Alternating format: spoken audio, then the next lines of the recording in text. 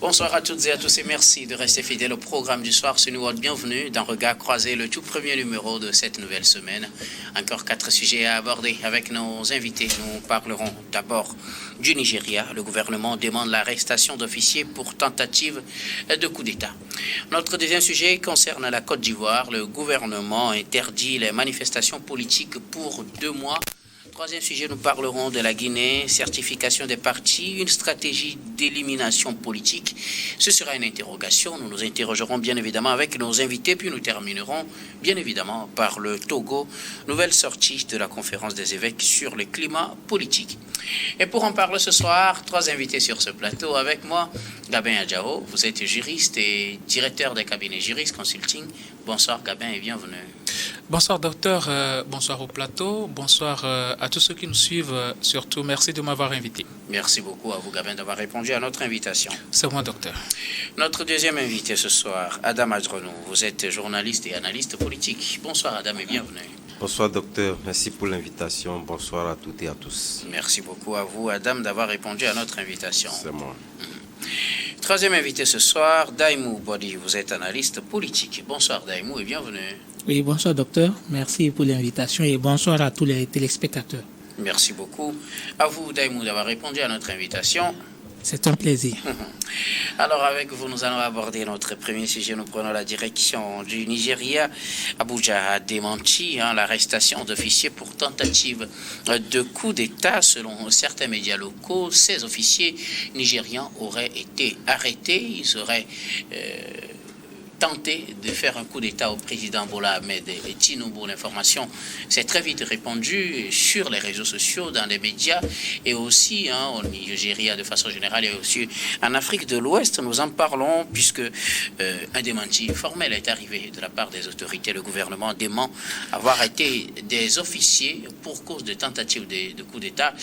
Certains y croient, d'autres pas du tout. Nous verrons peut-être plus clair dans les jours à venir, mais bien avant. On commence par en parler sur ce plateau. Je commence par vous, Gabin Adjaro. D'où viendrait l'idée d'un tel montage, que des officiers soient arrêtés pour tentative de coup d'État? On sait qu'au Nigeria, c'est vrai, le pays avait connu une série de coups d'État, mais depuis un moment, c'est une certaine stabilité politique, si on peut le dire ainsi, et que cette rumeur se répande surtout dans les médias et sur les réseaux sociaux, au point où le gouvernement soit obligé de démentir. Oui, ce sont les réseaux sociaux qui avaient beaucoup plus relayé cette information.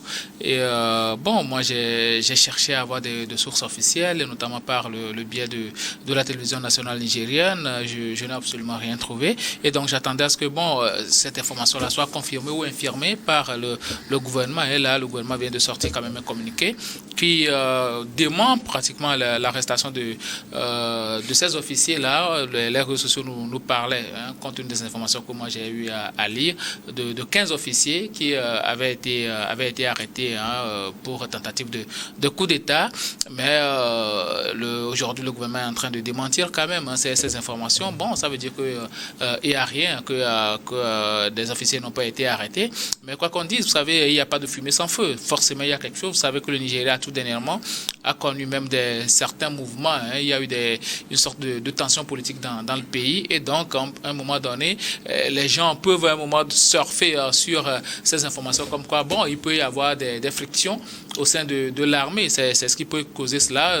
Les gens ne peuvent pas se lever d'eux-mêmes du jour au lendemain pour quand même colmater ce genre d'informations. C'est parce qu'il y a quand même du rififi quelque part, c'est parce qu'il y a du fumier quelque part que les gens font leurs analyses et dire que peut-être il y a des arrestations, même que des mesures disciplinaires ont été prises contre certains officiers, raison pour laquelle les gens devancent l'information en parlant d'arrestation des officiers pour tentative de coup d'État.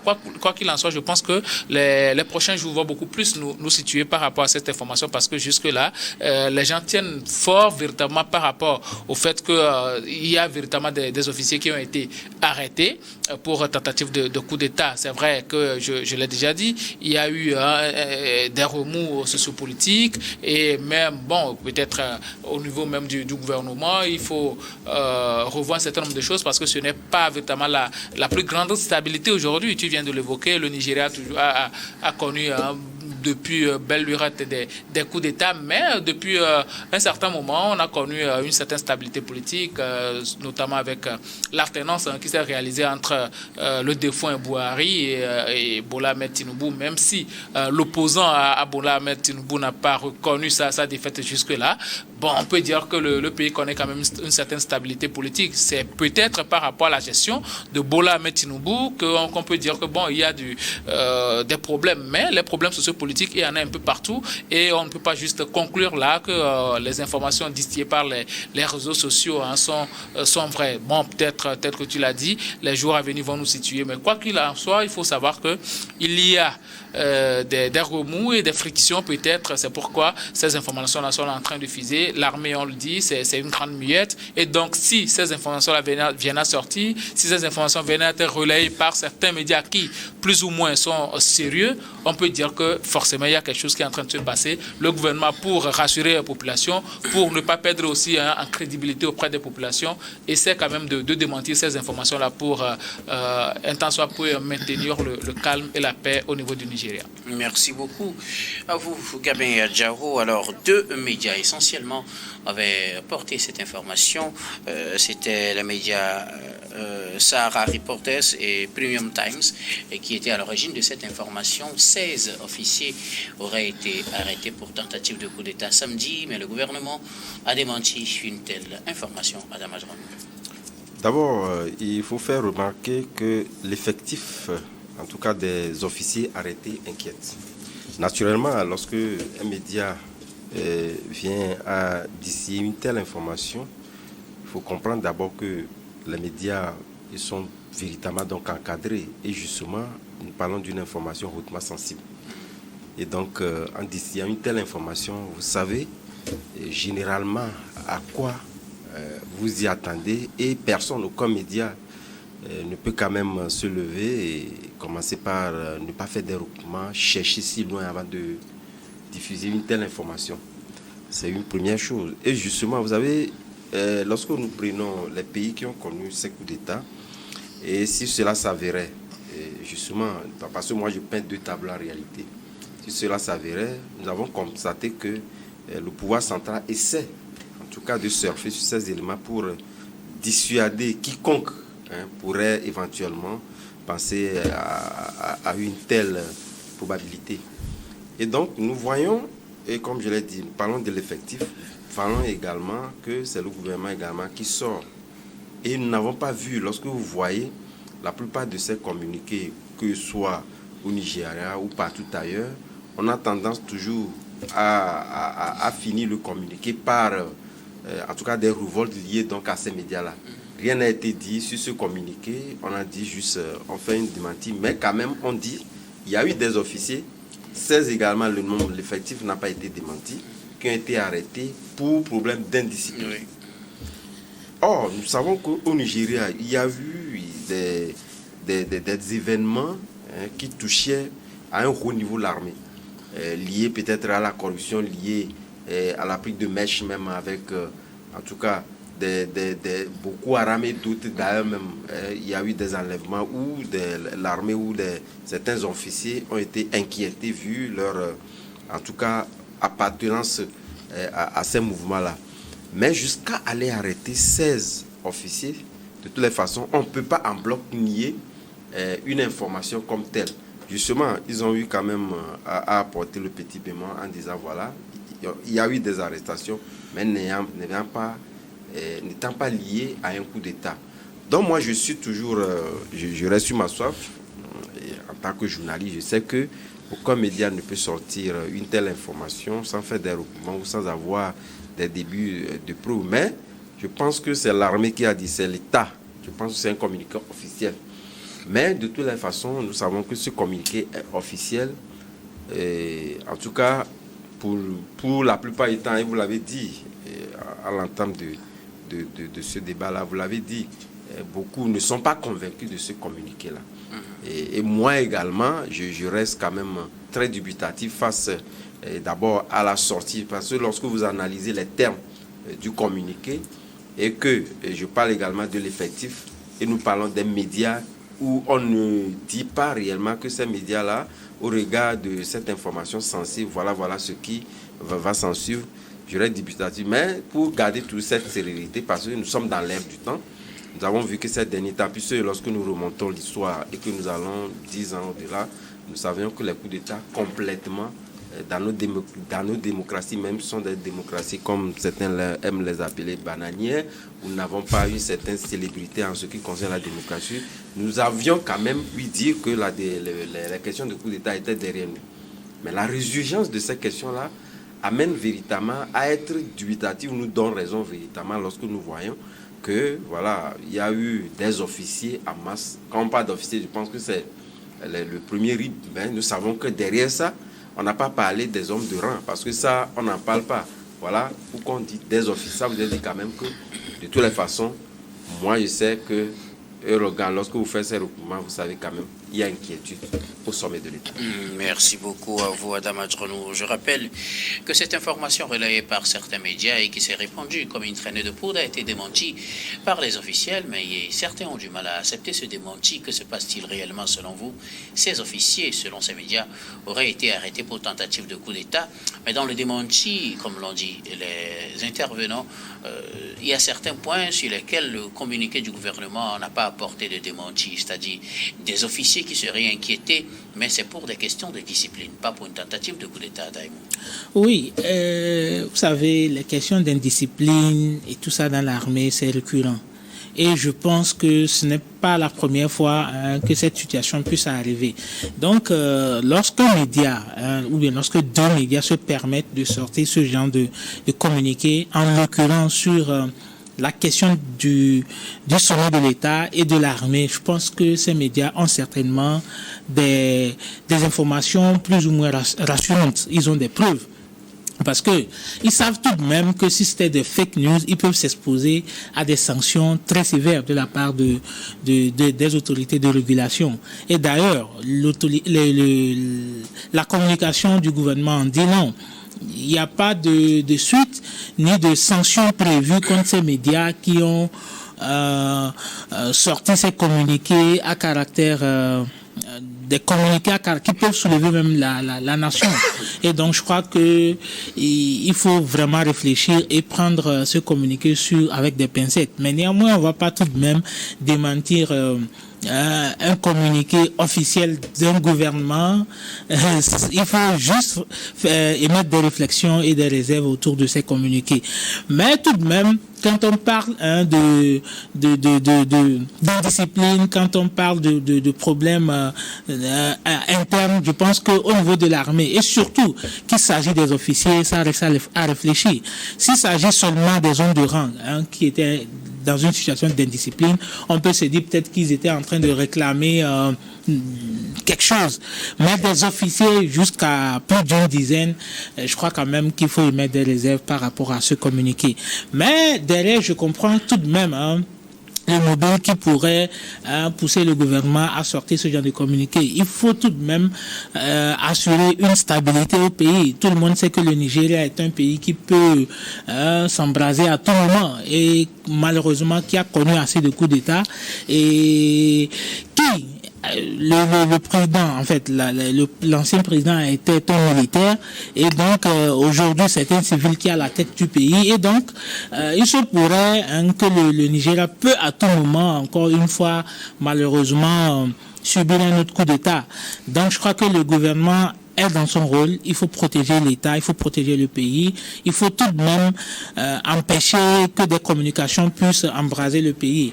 Et donc, je pense que si ils n'ont pas sorti de communiqué pour confirmer qu'il s'agissait réellement d'un coup d'État, je pense qu'ils étaient, ou bien que si tel était le cas, que le projet était à l'étape embryonnaire et ils ont très rapidement réussi à mettre la main dessus et à régler ça de façon professionnelle et à l'interne.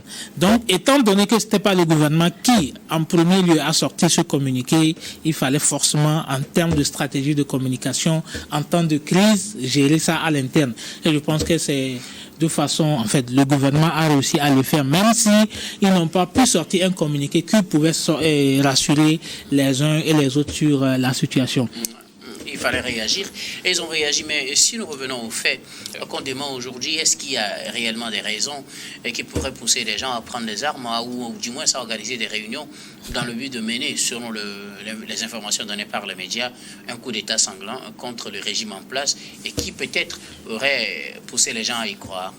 Moi, quoi qu'il en soit, je ne vais jamais supporter un coup d'État parce que Bola Tinubu a été élu malgré la contestation et c'est un chef d'État qui a été élu. Les prochaines élections, c'est en 2027, si je ne me trompe pas. Et donc, moi, je me dis, si réellement on a envie de changer Bola Tinubu à la tête du pays, il faut attendre 2027. Ce n'est pas très loin. Il faut attendre quand même cette période-là et puis les élections seront organisées que de plonger encore le pays dans ces histoires assez sombres-là de coups d'État où on ne connaît pas le lendemain, on ne sait pas ce qui va se passer. Et ce n'est pas tout le monde qui peut réaliser un coup d'État et puis et mettre de véritables projets en place, comme cela se passe peut-être au Burkina Faso. Tout le monde ne peut pas être Ibrahim Traoré. Donc à un moment donné, les gens, par rapport à l'atmosphère politique, même dans la sous-région, et même on peut dire africaine actuellement, bon, ils peuvent avoir ce genre de tendance-là. Et Tinubu aussi n'est pas aussi trop populaire.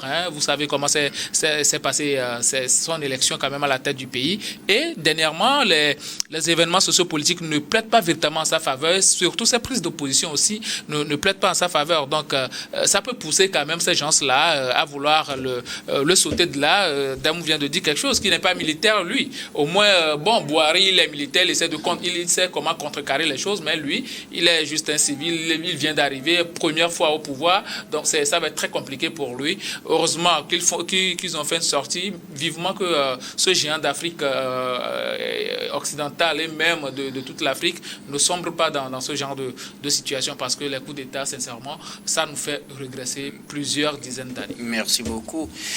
Gabin, Adam, est-ce qu'il y aurait des raisons qui feraient que les gens ont du mal à croire au démenti et plutôt s'accrochent à l'idée qu'il y aurait réellement eu une tentative?